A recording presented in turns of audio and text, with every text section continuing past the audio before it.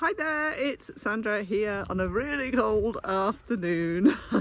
I need to start doing this inside, I think. At least I haven't got any snow. Anyway, today I want to talk about something that I think is really critical for leaders. And as soon as I'm going to say this word, you're probably going to go, yeah, got that, know about that, boring. But honest to God, if you can really master this, and I think, again, I always look to successful leaders and have a think about what is it that they do that's different and what can we learn. And I think this is the skill, one of the most number one skills you need to develop. And it's listening. Oh yes, that old one. But for me, it's listening in two ways. It's listening internally as well as externally. I was reading a quote this week that I really liked that said, hearing is listening to what's being said, whereas listening is hearing what isn't being said, which I think is really good, isn't it?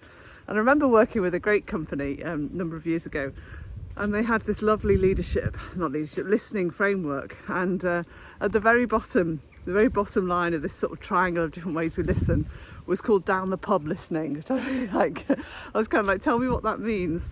And they said, well, you know, when you're still having a conversation over a beer or whatever it is that you drink, and you start telling somebody about something that's happened to you, and immediately they go, oh, that happened to me, and let me tell you. And effectively the story goes on from their point of view, and away they go. And it happens in work, doesn't it? We can be sat around a table maybe, or in a meeting, and not sat around a table anymore, are we? Because we're all on Zoom. But we have conversations, and you notice somebody grabs the conversation and takes it down a different route, or they interrupt, or they take over. And that's kind of real. That's really not. That really isn't listening. That's listening to kind of take over the story because I want to be heard. But of course, what we want to do is to enhance your skills so that when you are listening externally, you're really listening to what is being said. And as that quote said, what isn't being said. And that's about, what are you sensing? What are you picking up intuitively? What words are being used that don't seem to be in synchronicity with the message someone's trying to say? What's the feeling that you're picking up behind where somebody's at? And leaders who are able to do this, who've got that kind of instinct and that empathy for somebody else, can really help somebody else understand themselves more. There's nothing better than being played back to you either the impact of what's been said or a summary of what's being said. Because so often people go, oh, no, I hadn't thought about that. So you're helping the other person really think about what message it is that they want to give. And I remember once I actually did a listening course about, 3 or 4 years ago. Honestly, my ego got in the way. I was like, oh, I know about listening. I really didn't know about listening. It took to a whole other level and a whole other depth, because I had the glorious benefit of having a 20-minute listening to session. And what that meant is that my partner had to listen to me without interruption, without any form of verbal recognition to what I was saying, and just be listened to.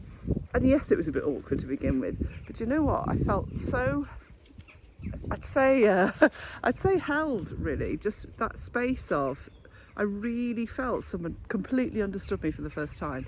There was no judgment, there was no, I'm sorry, I've lost my thread there, but it was really meaningful.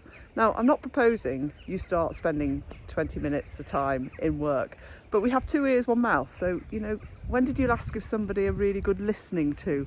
Love that phrase, because actually people want to be heard more than anything, and truly heard for who they are, not just our assumptions or our judgments or diving in and moving on. And the other part of this is the internal listening. And again, great leaders, in my opinion, learn to listen to their intuition and listen to what is and isn't being said. We are so busy, we're solving so many problems, it's a frantic pace, etc., etc. And our internal mind is going at 100 miles an hour. What we want to do is to turn that right down and to open up a space inside of us to listen to what we really want, or what we really feel, or what we really sense is right or wrong about things for us. And one of the best ways to do that, and some of you are like this, will be meditating.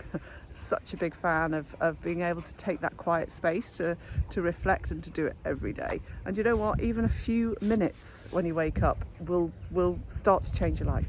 So that was my message, really. Thinking about listening as a really good skill, and maybe set it as an intention this year Are you giving other people a really good listening to? And what about yourself? When did you last give yourself a really good listening to? And how are you honing your own intuition? Because it always tells the truth. That's it, that's today. Have a fab weekend, and if you like the videos, please say like or whatever you do, and subscribe to the channel, and hopefully that has resonated with some of you. And as I say, have a great weekend. Take care. Bye.